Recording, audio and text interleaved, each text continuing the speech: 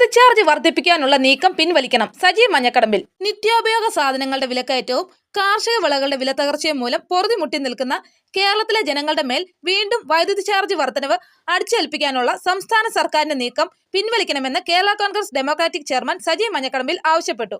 ഓരോ മാസവും വൈദ്യുതി ബില്ല് സ്വീകരിക്കാൻ നടപടി സ്വീകരിക്കണമെന്നും KSEB ജീവനക്കാരുടെ അന്യായമായ ശമ്പളം വെട്ടിക്കുന്ന ഉൾപ്പെടെ ചിലവ് കുറയ്ക്കാൻ ബദൽ സംവിധാനം കണ്ടെത്തി ആത്മഹത്യയുടെ വക്കിൽ നിൽക്കുന്ന വൈദ്യുതി ഉപഭോക്താക്കളെ സംരക്ഷിക്കാൻ സർക്കാർ നടപടി സ്വീകരിക്കണമെന്നും സജി ആവശ്യപ്പെട്ടു.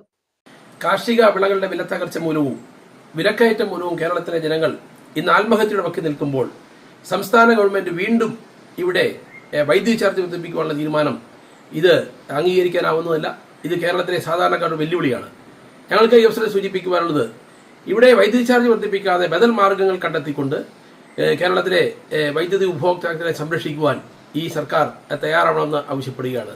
നിങ്ങൾക്ക് ഭരിക്കാൻ അറിയില്ലെങ്കിൽ രാജിവെക്കുകയാണ് ചെയ്യേണ്ടത്. ആത്മഹത്യയുടെ വക്കിൽ നിൽക്കുന്ന ജനങ്ങളെ വീണ്ടും ആത്മഹത്യയിലേക്ക് തള്ളിവിടുവാനുള്ള ഈ നീക്കത്തിൽ നിന്നും സർക്കാർ പിൻവലിയണം.